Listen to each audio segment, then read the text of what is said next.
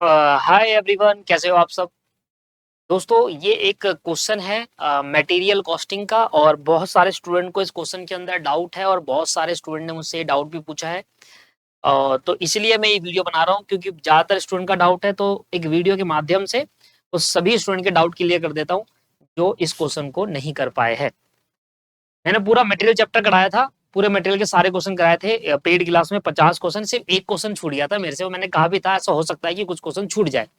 उसमें से ये क्वेश्चन था, और ये वाला क्वेश्चन छूट गया था, और ये हो भी नहीं पाया। तो आइए एक बार देखते हैं। ये इसलिए नहीं हो पाया, रीजन है इसके भी इसलिए नहीं हो पाया, क्योंकि इसके अंदर ना बहुत सारी इंफॉर्मेशन गिवन नहीं है, तो इसलिए नए फॉर्मूले इसके अंदर देखने को मिलते हैं।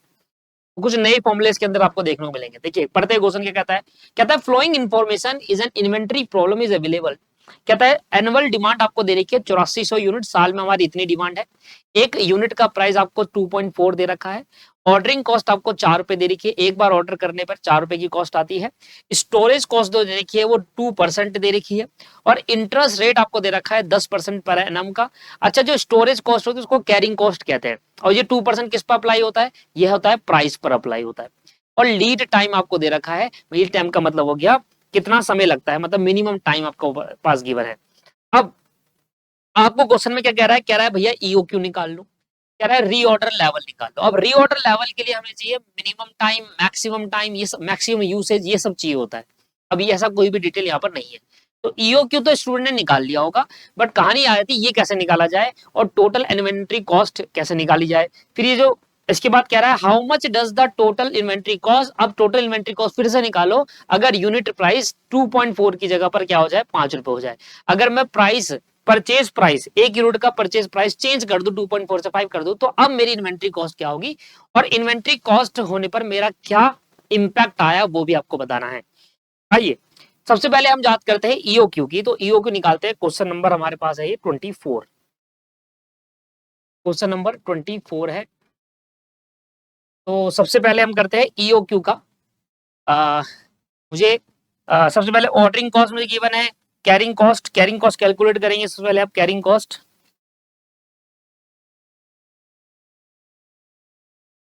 आपको ए दे रखा है 8400 एनुअल डिमांड।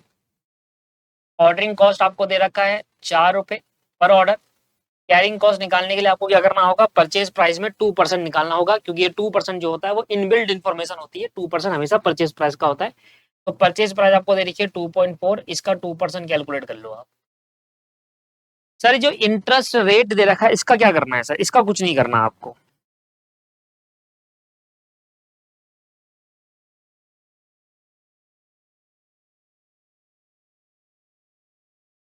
तो ये आ गया आपके पास 0.048।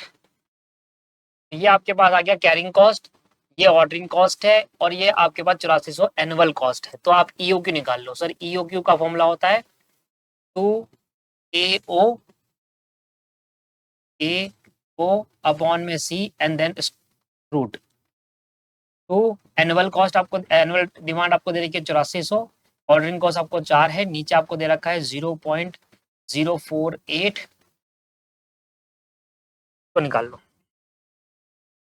8400 इंटू 4 डिवाइडेड बाई 0.048, एंड इसका रूट कर लेंगे।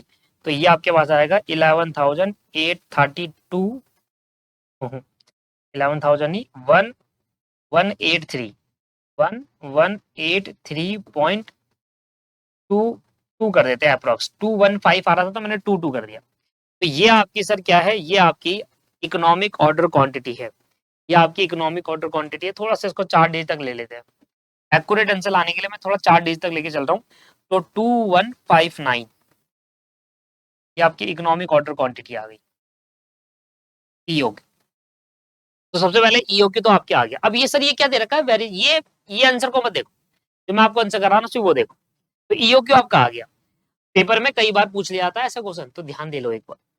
अब रीऑर्डर लेवल निकालने कैसे निकालेंगे, सर रीऑर्डर लेवल निकालने के आपके पास यहाँ पर तरीका है डिफरेंट। देखिए, रीऑर्डर लेवल के लिए आपको क्या चाहिए, आपको चाहिए भाई मैक्सिमम यूसेज। रीऑर्डर लेवल का मेन फॉर्मूला बताओ क्या होता है। अब रीऑर्डर लेवल का जो आपका पास फॉर्मूला होता है उसको बोलते हैं रीऑर्डर लेवल। रीऑर्डर लेवल का फॉर्मूला होता है maximum usage into minimum time, maximum usage into minimum time, ये होता है फॉर्मूला। अब देखो क्वेश्चन के अंदर आपको मैक्सिमम यूसेज गिवन नहीं है,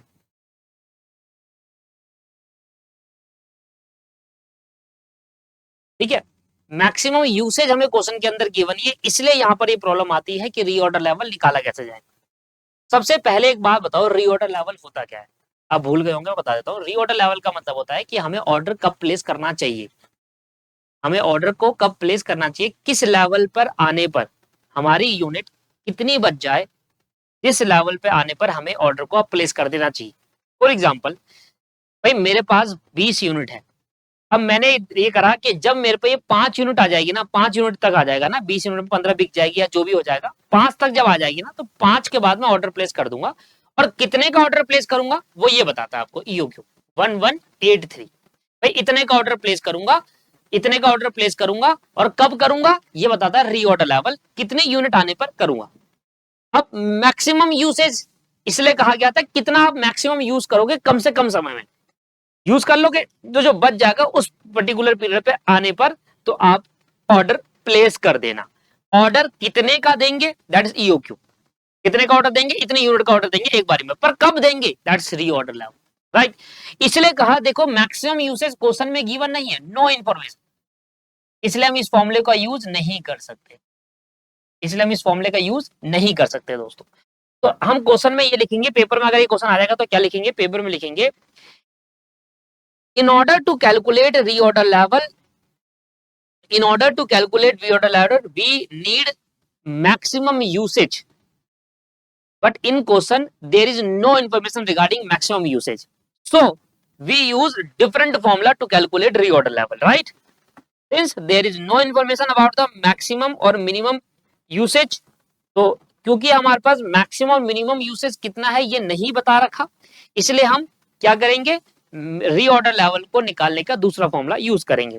अब दूसरा फॉर्मूला मैं बता देता हूं, रीऑर्डर लेवल का दूसरा फॉर्मूला है सेफ्टी स्टॉक, जिसको हम बफर सेफ्टी स्टॉक भी कहते हैं।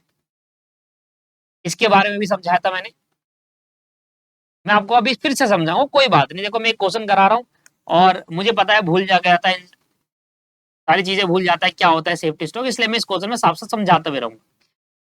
सेफ्टी स्टॉक का मतलब होता है कि ये वो स्टॉक है कि भैया बस अब अत हो गई है, अब आपको ऑर्डर प्लेस कर देना चाहिए, इससे कम आ जाएगा तो नहीं हो पाएगा। मतलब इतना स्टॉक तो आप कम से कम रखो कि कल को अगर मान लो कोई ज्यादा ऑर्डर आ गया तो हम उस ऑर्डर को मीट कर पाए, कल को अगर अनसर्टेन कोई ऑर्डर आ जाए तो हम उसको मीट कर पाए। तो कम से कम इतना स्टॉक तो आपको रखना चाहिए, सेफ्टी स्टॉक इतना रखना चाहिए।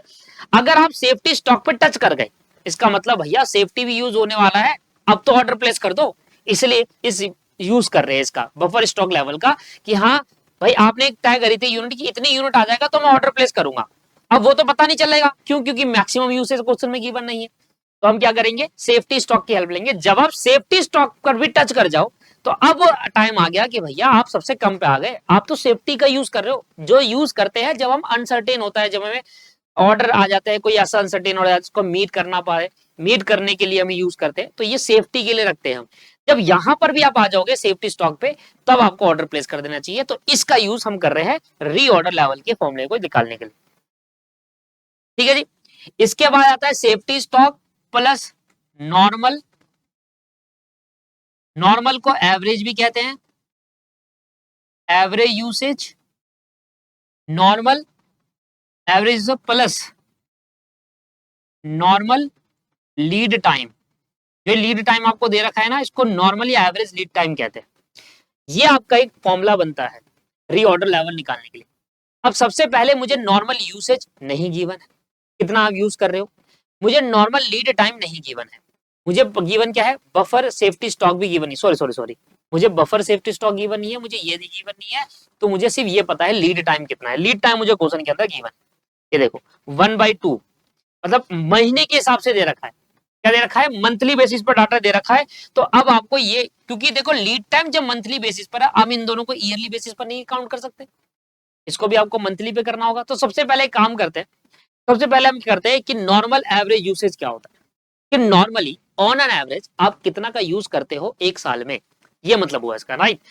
अब ये तो मुझे गिवन नहीं है, तो क्या करूं, इधर अब एजम्पशन लगेगी, एजम्पशन क्या लगेगी भाई, आपकी एनुअल डिमांड कितनी है 8400 रुपए, मतलब साल में एनुअली कितनी डिमांड आ जाती है आपकी 8400 यूनिट की डिमांड आ जाती है। इसका मतलब आप इतना तो यूज करोगे। इसका मतलब ये है कि जो एवरेज या नॉर्मल यूसेज है कंपनी का, वो हम एज्यूम करेंगे कि जितनी आपकी डिमांड आई थी उतना आपने यूज करा होगा ऑन एन एवरेज। भाई डिमांड आ रही है तो 8400 यूनिट बनाने की डिमांड आ रही है तो मुझे बनाना पड़ेगा ना, तो इतना तो मैं यूसेज करूंगा ही। इसलिए वैसे तो हालांकि क्वेश्चन के अंदर आपको क्वेश्चन में गिवन होता है, बट क्योंकि ये क्वेश्चन स्पेशल है, यूनिक क्वेश्चन है, इसमें ये भी गिवन नहीं है, इसलिए यहां पर हम एजम्पशन लगाएंगे और नॉर्मल एवरेज नॉर्मल बोल लो, नॉर्मल यूसेज बोल लो या एवरेज यूसेज बोल लो, हम मानेंगे कि ऑन एन एवरेज कितना यूज कर रहे हो। हमने कहा 8400 कर रहे हैं साल में, क्योंकि लीड टाइम आपको पर मंथ दे रखा है तो उसको भी पर मंथ निकाल लेंगे। ठीक है, तो यहां पर लिखेंगे in this question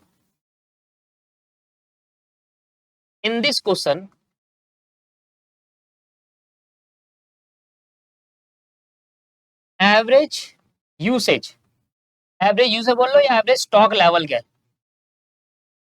is not given, then we assume that, तो हम मान लेंगे जितना आपको डिमांड मिली है उतना आपने यूज करा होगा। Then we assume that annual demand is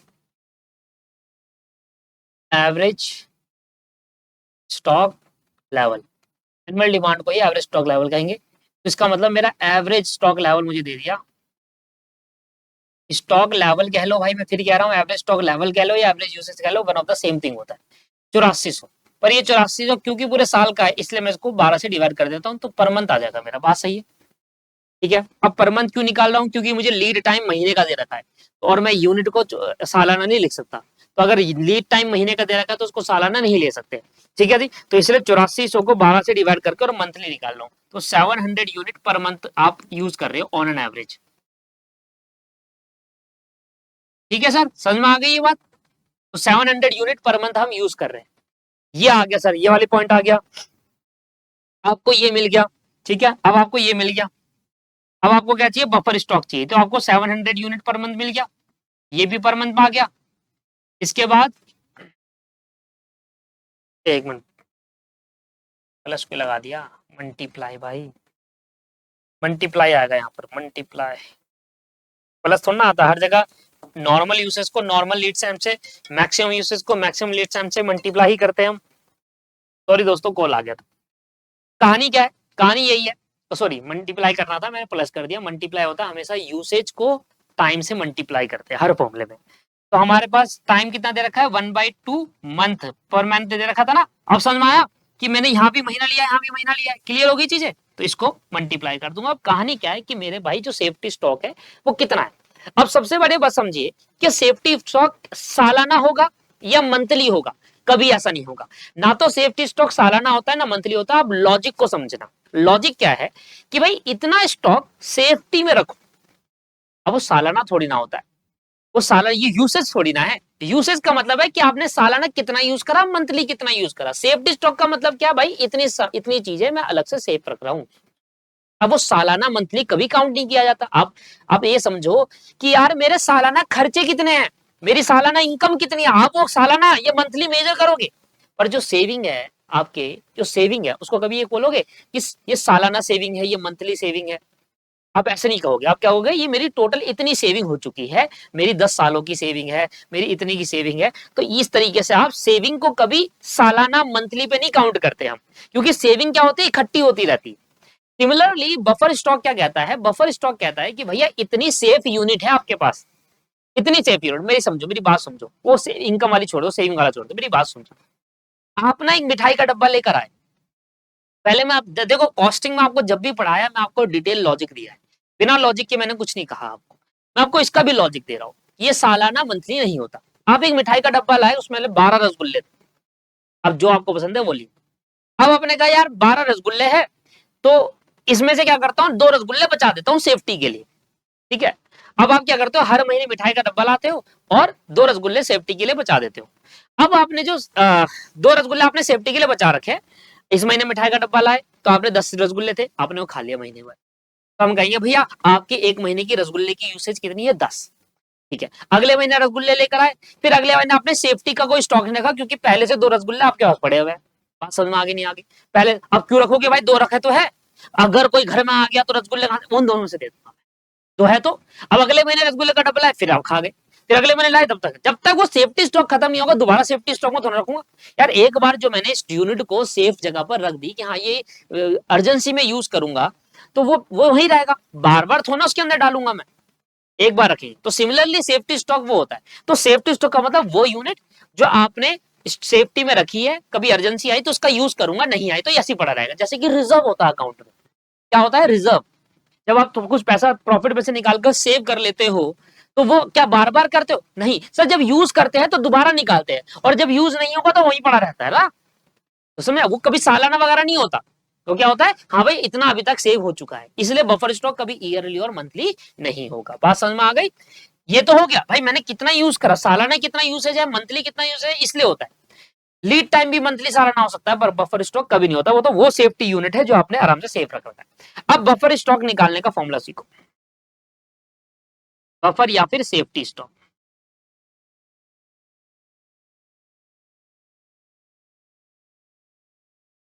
average stock level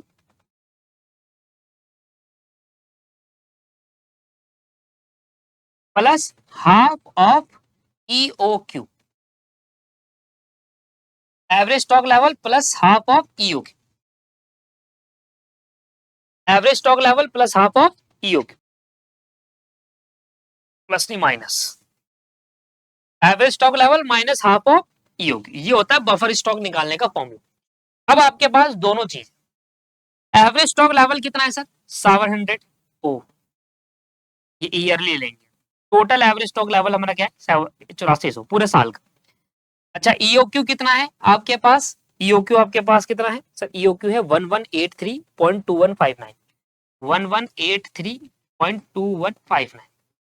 sir हमारे पास एवरेज स्टॉक लेवल 8400 ही था, वो तो हमें लीड टाइम मंथ में दे रखा था, उसको मैंने मंथ में कन्वर्ट करा।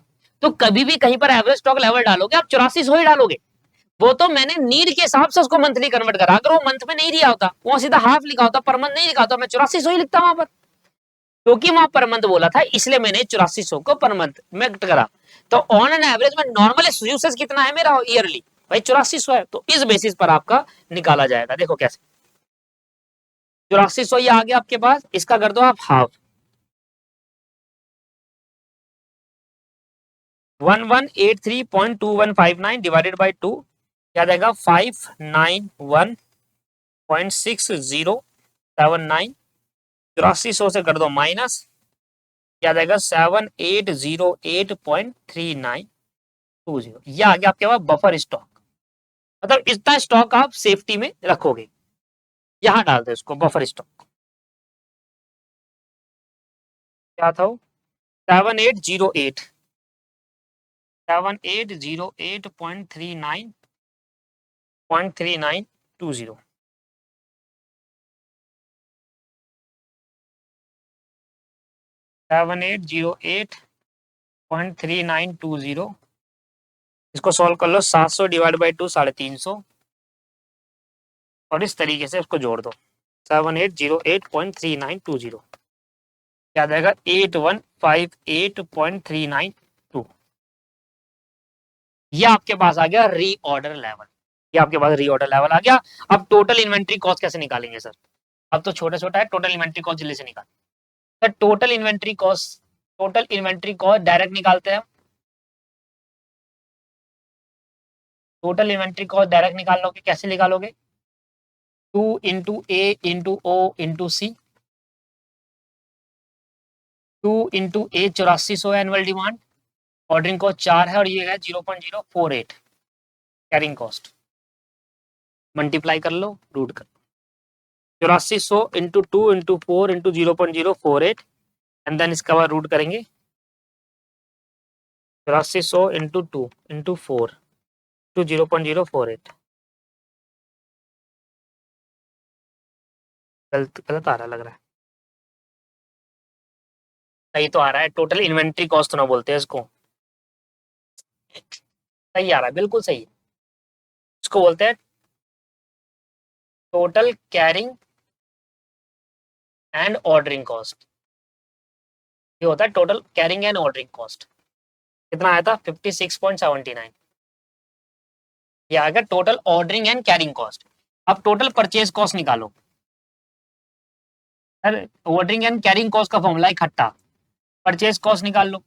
परचेज कॉस्ट आपको दे रखा है सर परचेज प्राइस 2.4 और आप 84 यूनिट का कंजम्पशन डिमांड है आपकी, तो 2.4 से मल्टीप्लाई कर दो 84 को इंटू 2.4, क्या जाएगा 20,160 और जोड़ दो तो टोटल इन्वेंट्री कॉस्ट आ गई।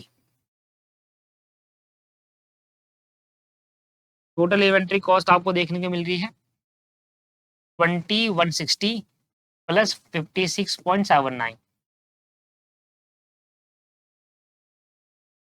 यह आ जाएगा 20,216.70, ये है सर। तो यहां तक आपका क्वेश्चन समाप्त हो गया, यहाँ तक ईओक्यू निकाल दिया, रीऑर्डर लेवल निकाल दिया, टोटल इन्वेंट्री कॉस्ट निकाल दिया, यहाँ तक हो गया तीन चीज। How much does the total inventory cost if the unit price change to 5 रुपए। तो अगर मेरा परचेज प्राइस 5 रुपए में से चेंज हो जाएगा तो मेरी कैरिंग कॉस्ट चेंज हो जाएगी, और अगर मेरी कैरिंग कॉस्ट चेंज हो जाएगी तो सर मेरा टोटल ऑर्डरिंग और कैरिंग कॉस्ट सब चेंज हो जाएगा।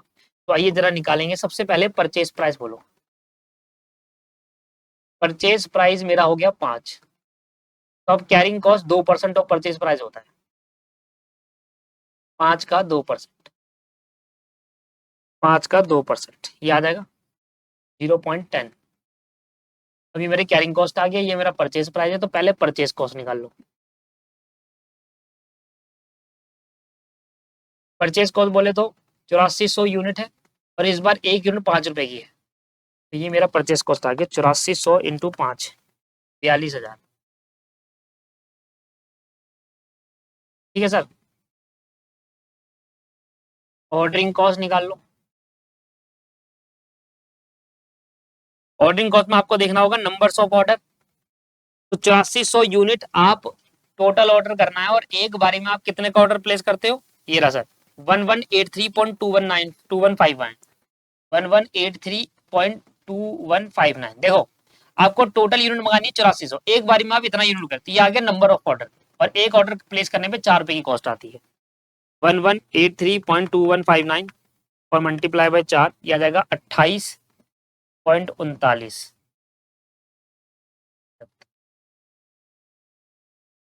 इसके बाद आएगा सर आपके पास carrying cost, order size divide by 2 into carrying cost. Order size आपको कितना दे रखा है, वो तो दिया ही नहीं है, ईओ क्यू है वो भी, ऑर्डर साइज तो दिया ही नहीं। इसके लिए मुझे ईओ क्यू निकालना पड़ेगा सर। एक काम करता हूँ, जब मेरा परचेज कॉस्ट सेकंड पार्ट करते हैं इसका, बड़ा क्वेश्चन है सर, सेकंड पार्ट करते हैं, ऐसा नहीं करेंगे, एक काम करेंगे सेकंड पार्ट करेंगे। कह रहा परचेज प्राइस 5 रुपए हो तो कैरिंग कॉस्ट ये होगी, तो अब आपके पास ऑर्डरिंग कॉस्ट कितनी है, ऑर्डरिंग कॉस्ट वही है सेम 4 रुपए, तो पहले आप ईओ क्यू निकालो, सब कुछ दोबारा निकालो, 2AO अपॉन सी, ईओक्यू निकालो, ईओक्यू निकालोगे तभी तो ऑर्डर साइज पता चलेगा। जब परचेज प्राइस ये था और कैरिंग कॉस्ट ये थी, तो ईओक्यू में नया ऑर्डर पता चलेगा, पुराने वाले ऑर्डर से नहीं करना है, नया वाले से करना पड़ेगा, क्योंकि परचेज प्राइस चेंज होगी, कैरिंग कॉस्ट चेंज होगी, तो दोबारा ऑर्डर साइज निकालेगा। लॉट साइज इससे पता चलेगा ना, है ना, 2 इंटू 8400 है, इंटू ऑर्डरिंग कॉस्ट 4 है, और नीचे 0.10 है, इस बार ऑर्डर साइज चेंज हो जाएगा। 2 into 8400 into 4 divided by 0.10 and root 819.75, यह आ गया आपके पास इतना ऑर्डर। इसके बाद आप निकाल लो ऑर्डरिंग एंड कैरिंग कॉस्ट एक साथ। अब क्योंकि ईओक्यू निकाल लिया, अब ऑर्डरिंग कैरिंग कॉस्ट निकाल 2AOC, डायरेक्ट कर रहा हूँ थोड़ा, है ना, 2 8400 को आपके पास कितना रहेगा 4, और ये दे रखा 0.10 एंड देन रूट 8400 मल्टीप्लाई 2 मल्टीप्लाई 4.10 एंड देन रूट, याद आएगा 81.97 और परचेज कॉस्ट 8400 है, अब एक यूनिट 5 रुपए की है, 42,000। 42,000 प्लस टोटल इन्वेंट्री कॉस्ट आ गई,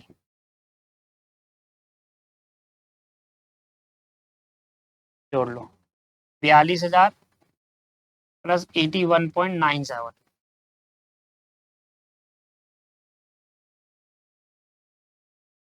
तो याद आएगा 42,081.97। ठीक है सर। अच्छा ये जो दे रखा है ना 42,201, 42,201 जो दे रखा है आपको, ये answer basically varying of inventory cost नहीं है, ये आंसर इसका दे रखा है आपके पास, ये जो चेंज करने के बाद का है, वो भी उसने क्या करा है, अप्रोक्स कर दिया है। उसने क्या करा है, जैसे यहाँ पर अप्रोक्स कर दिया है, तो यहाँ पर अप्रोक्स कर दिया, इस तरीके से उसका आंसर में चेंजमेंट आया है। ठीक है ना, अप्रोक्स कर दिया उसने चीजों को, अप्रोक्स करने का मतलब पॉइंट में ना लेकर इसने डायरेक्टली कर दिया, तब जाकर वो आया 42,000 कुछ। जबकि इन्वेंट्री, हमसे पूछा था change in inventory, variation inventory cost, मतलब पहले जो इन्वेंट्री कॉस्ट आई थी अब जो आई थी उसमें वेरिएशन क्या होगा, तो वेरिएशन निकालने के लिए अलग से करना होगा, वेरिएशन ऑफ इन्वेंट्री कॉस्ट। पहले वाला इन्वेंट्री अभी कितना आ रहा है, 42,081.97, और पहले कितना आ रहा था, पहले वाली इन्वेंट्री कॉस्ट कितनी थी जब मेरा परचेज प्राइस था, 20,216.69, 20,216.69।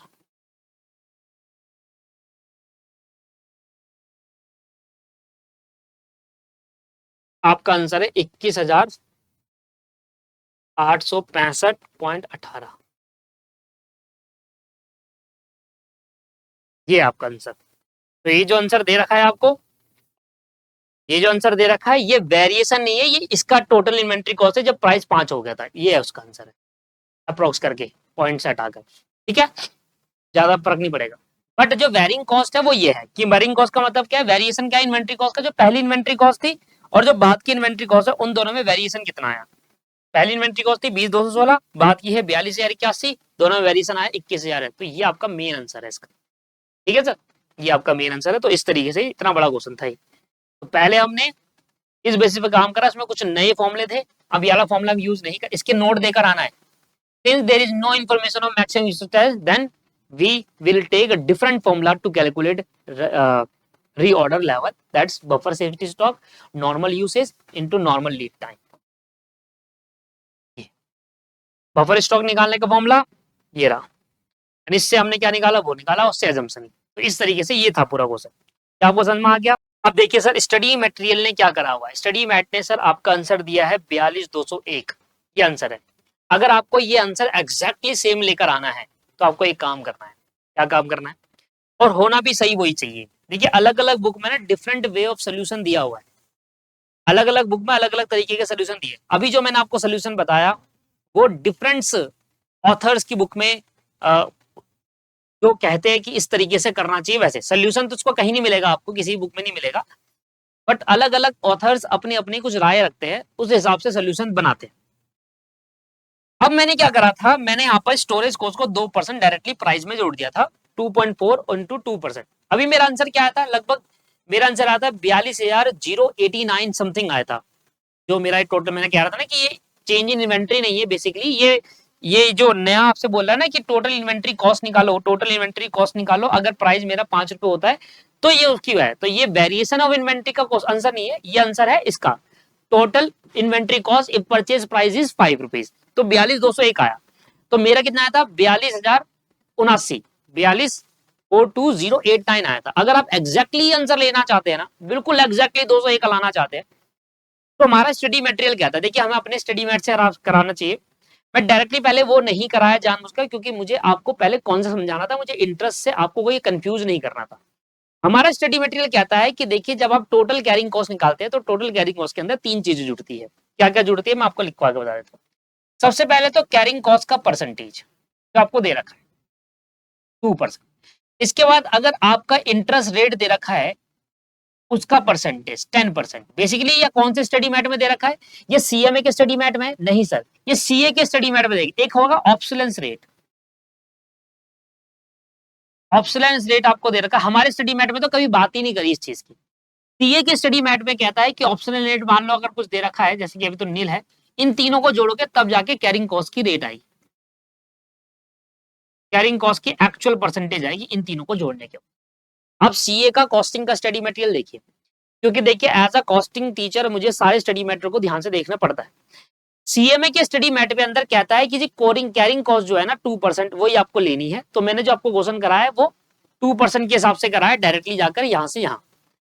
बट अगर आप सीए के स्टडी मैट में जाओगे तो वो कहता है जी टोटल कैरिंग कॉस्ट जब भी परसेंटेज में दे रखी है, अगर वहां पर इंटरेस्ट रेट भी दे रखा है आपको और ऑप्शलेंस रेट भी दे रखा है। ऑप्शनल मतलब टेक्नोलॉजी रेट्स, मतलब टेक्नोलॉजी की वजह से कोई भी बराबर गिरावट आती है, क्या कहते हैं उसका रेट भी, ऑप्शलेंस रेट कहते हैं इसे, है ना।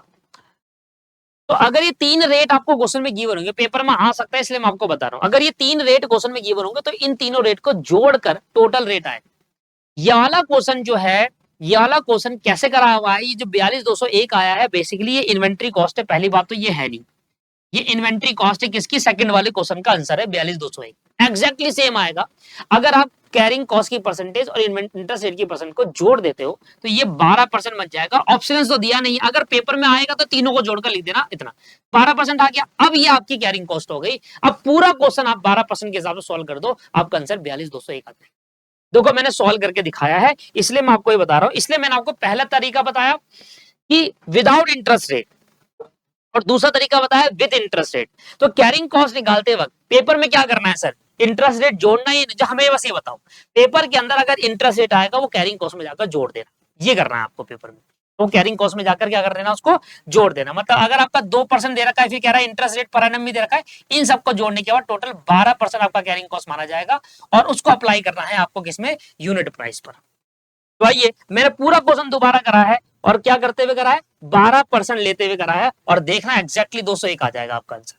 देखिए सर, सबसे पहले मैंने यहां चेंज करा, ये 12% करा और इसको चेंज करने में मेरा आंसर आया 0.288, ये आया। 2.4 का 12% करो, 2.4 का 12%, 0.288 आया। अब मैंने यहां पर 0.288 लिखा, इससे मेरा क्या हो जाएगा, ये चेंज हो जाएगा, ठीक है ना, क्योंकि पहले अलग था अभी अलग है। मेरा ईओ की आ गया पहले वाले क्वेश्चन, अब दोबारा उतारो ये क्वेश्चन पूरा।